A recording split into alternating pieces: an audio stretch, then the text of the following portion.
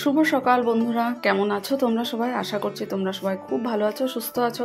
আমিও ভালোই আছি।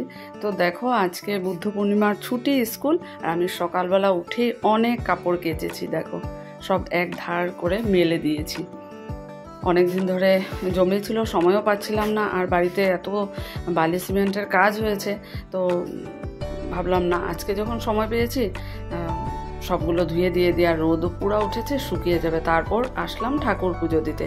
তো আজ সত্যি অনেক দিন পর ঠাকুর ঘরে ঠাকুর সেবা দিচ্ছি, মনটাই ভালো লাগছে যে এতদিন ঠাকুর ঘরে রিপেয়ারিংয়ের কাজ হচ্ছিল, যার জন্য ঠাকুর পূজা দিতে পারিনি। তো আজকে বৃহস্পতিবার, এই যে ঠাকুর পুজো দিয়ে আমি পাঁচালিও পড়লাম। ঠাকুর পূজা শেষ করে রান্নাঘরে চলে এসেছি, আর আজকে মনটা এত ভালো লাগছে, অনেক দিন পর আজকে ঠাকুর সেবা দিয়েছি।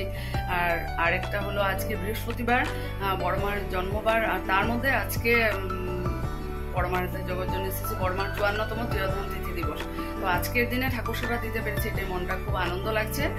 তো এই আসলাম রান্নাঘরে, আর আজকে আমাদের ভবিষ্যন্ন, তো একবেলা সিদ্ধ ভাত খাবো, রাতে সাগু খাবো। তো এই প্রেশার কুকার বের করেছি, মুগ ডাল এনেছে অমিতাভ, এখন বসিয়ে দেবো। আজকের দিনে আমাদের এটা যে করবো, এটা আমাদের প্রসাদ হিসাবেই আমরা আজকে গ্রহণ করব। তো চলো প্রেসার কুকারে বসিয়ে দিই।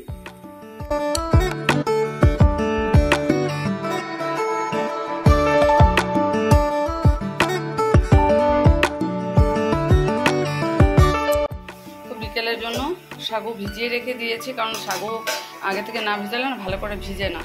আর এই দেখো, এটা হলো বৌদিদের গাছেরই নারকেল, মানে ডাব আর কি। তো পড়েছিল, ভাবলাম জল হবে কিনা না, তো নাড়িয়ে দেখলাম না, জল আছে। তো অমিতাভ বললো, আজ যখন এতদিন পর ঠাকুর সেবা দেবে, তো আজকে এই ডাবের জল দিয়ে ভোলে বাবাকে স্নান করিয়ে দাও। তো দেখলাম বেশ ভালোই জল ছিল, তো ওটা দিয়ে আজকে স্নান করালাম। ভালোই লাগলো, এতদিন পর ঠাকুর সেবা দিলাম, আজকে ডাবের জল দিয়ে ভোলে বাবাকে স্নান করাতে পারলাম, ভালো লাগছে। আর এদিকে আমাদের প্রেসার কুকারে রেডি হয়ে গেছে।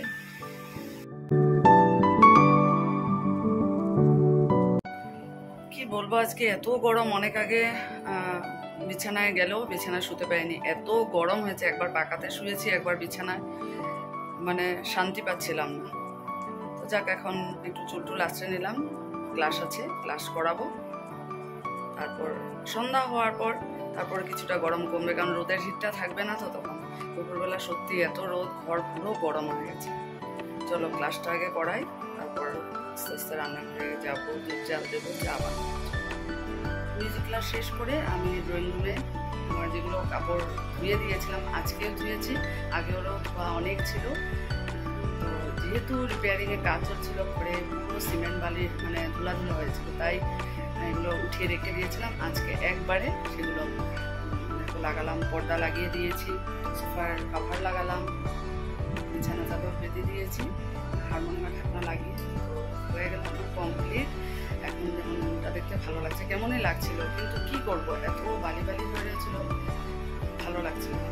আজকে মনে হচ্ছে পুরো ফ্রেশ, রুমটাও ভালো লাগছে দেখতে।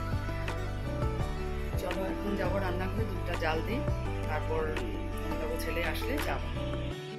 তো দুধ জাল দিলাম, আর এই দেখো সাগু ভালো ভিজেছে, কারণ আমি অনেক আগেই ভিজিয়েছি, হয়ে গেছে ভিজানো। তো রান্নাঘরে এসে এই দেখো, এখন সাবু কলাটা মাখবো, যে দুধও গরম করেছি। আজকে তো এটাই আমাদের রাত্রে আমরা খাবো। আর এদিকে মেঘে ডাকছে, জানি না বৃষ্টি হবে কিনা, একটু ভালোই হতো, রাতে শোয়ার সময় যদি হয় ভালোই লাগবে, কারণ জানালাটা সব বন্ধ করে দিলে তো ভীষণ গরম। চলো আগে এটা রেডি করে নিই। তো আজকে আমাদের ভবিষ্যন্ন ছিল, মানে বড়মার তিরোধান তিথি দিবস ছিল, তাই আমরা দুপুরবেলা 12টার আগে এক সিদ্ধ ভাত খেয়েছি, আর রাতে আমরা সাগু কলা বাতাসা গুড় দিয়ে মিলিয়ে খেয়েছি, ভালোই লাগলো। ঠিকই ঠাকুরের জন্য ভক্তিতে যেটা আমরা করি সেটা সত্যি অন্যরকমই হয়। আর সব থেকে বড়ো কথা, আজকের দিনে স্কুলটা বন্ধ ছিল, আজকের দিনে আমি আমার এতদিন পর ঠাকুরের সেবা দিতে পেরেছি, এটাই ভালো লাগছে। এত ভালো দিনে আজকে পূর্ণিমা, বুদ্ধ পূর্ণিমা, সব কিছু মিলিয়ে সত্যি আজকে দিনটা এত ভালো কাটলো।